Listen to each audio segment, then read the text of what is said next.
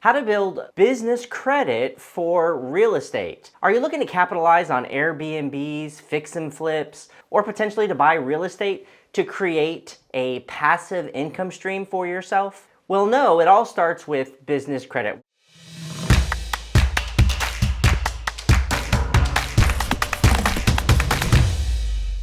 In this episode, we'll discuss how to establish your business credit. Next, I'll discuss with you how to build your business credit out, and then I'll wrap up with some ideas on how to fund your first real estate purchase. Okay, the first thing that we want to talk about is why to establish business credit in the first place. Well, the first reason is that if you're going to be taken seriously as a business, you're going to want to separate not only your business finances from your personal finances, your business expenses from your personal expenses.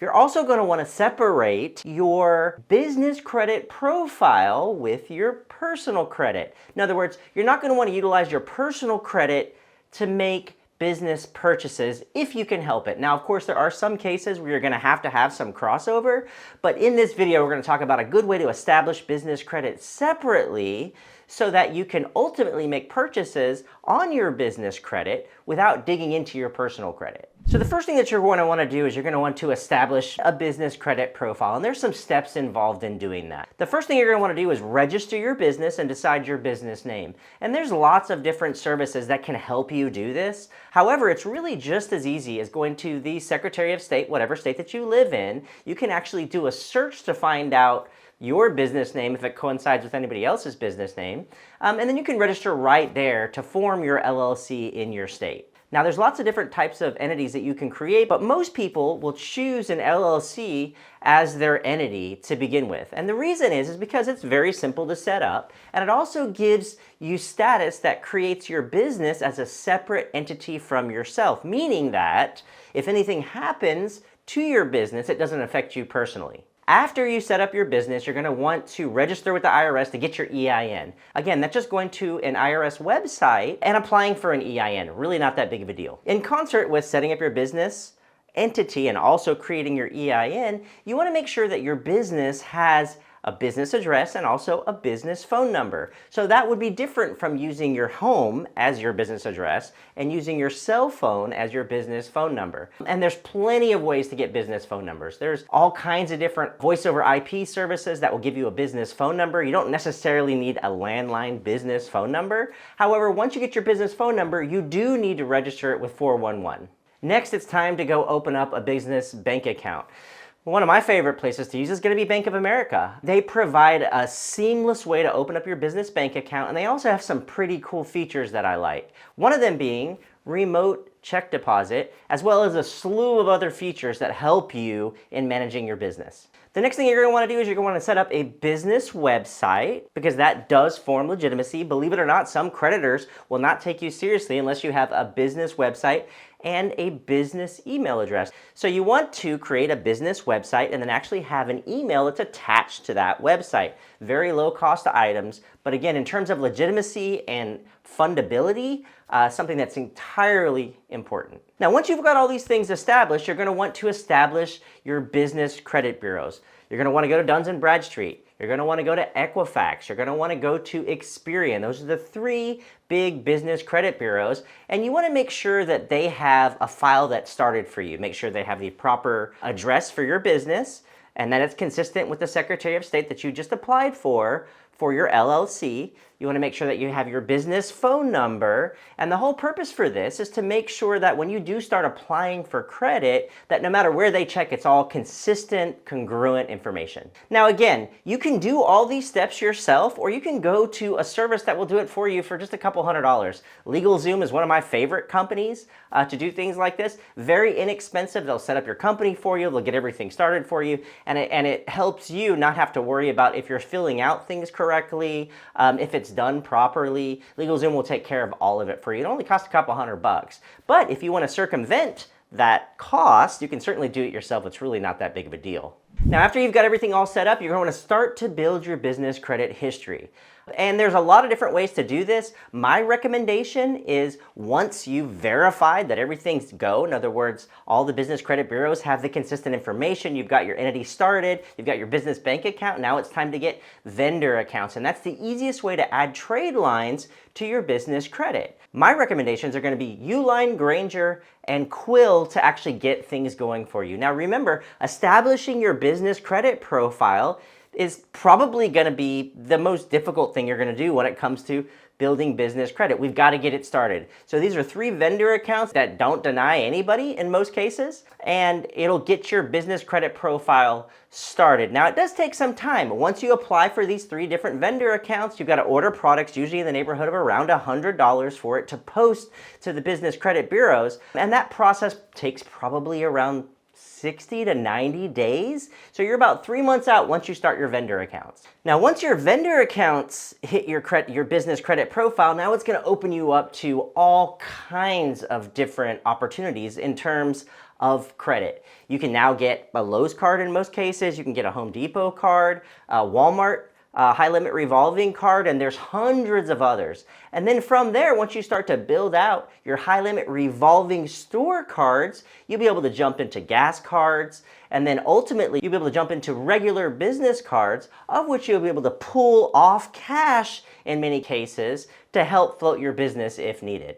Now there is a process of this build out of your business credit to ultimately get you to those high limit revolving accounts where you can pull cash off of, to where you can get vehicles in your EIN only. Now remember, for the most part, we're trying to circumvent the personal guarantee. We're trying to circumvent checking your personal credit. We're going to try to only go off of your EIN. Now that's possible in many cases, and of course it's not possible in all cases. One of those is if you want a line of credit for your business startup. Obviously, they're not going to give you $500,000 line of credit just because you have good business credit built out. Usually they're going to want collateral. You're going to have to do a HELOC off of your home, or you're going to have some kind of collateral. They're going to justify them giving you those funds. Now, here are the benefits to building out your business credit. I can tell you that as a business owner who owns multiple companies, in some cases, once your business credit is built out, and of course you're showing revenue and you're profitable,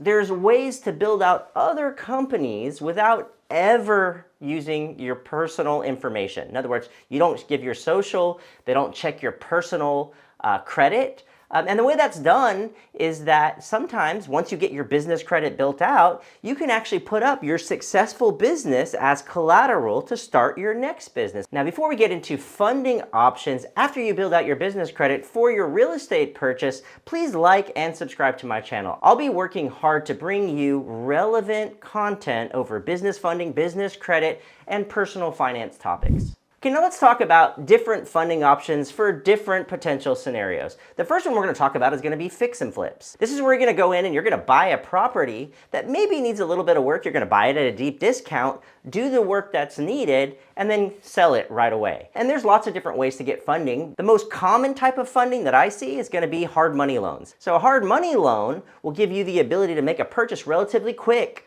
on a property, then you can use your business credit to make all the repairs. Another type of funding option that I see a lot is for commercial type properties or investment properties. They go through a traditional mortgage broker. And what they do, and this is a little bit high risk, obviously, because we're trying to get off of your personal credit. Ultimately, it will be off of your personal credit, but initially your first purchase, depending upon the lender, has to be a situation where it goes on your personal credit, okay? So your first purchase will go on your personal credit. Once you can show cash flow and you can show a lease, now there's lots of lenders out there, you gotta find them.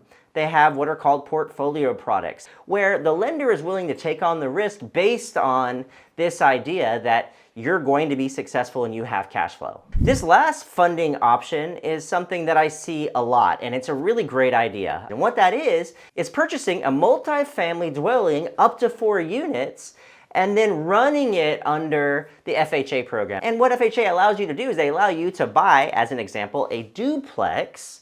And as long as you live there for 1 year, you can collect rents on the other side of that duplex. So you have two homes essentially on your duplex. You reside in one and you can collect rents for the other. You can do that with a threeplex or a fourplex with FHA. So FHA only allows you to have one loan at a time. So you couldn't move into a fourplex, stay there for a year, rent out all three, and then move out and do FHA all over again. But you could flip that property after that first year or two to a conventional product, right? A conventional loan. And then you could move and do FHA all over again with a multifamily 4-unit, again, if you wanted to. Now, at the end of the day, how do you become a real estate millionaire? That's how you do it. It doesn't take long to become a real estate millionaire if you've got 4 or 5 different properties. Think about it. If you had 2 fourplexes, you would technically be a real estate millionaire. A lot of people will utilize these types of purchases and just let them cash flow for as long as they can. The tenants will pay down the principal, ultimately end up paying down the mortgage on the property altogether.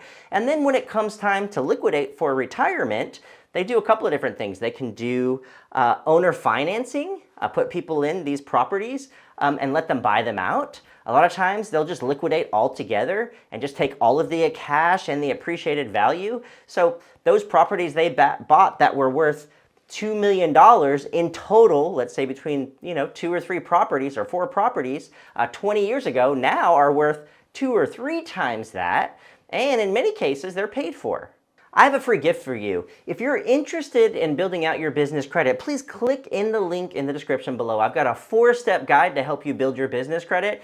And if you'd like to do a business consultation, I also offer a complimentary business consultation to help you navigate your goals in terms of your business and how to build out your business credit to get funding.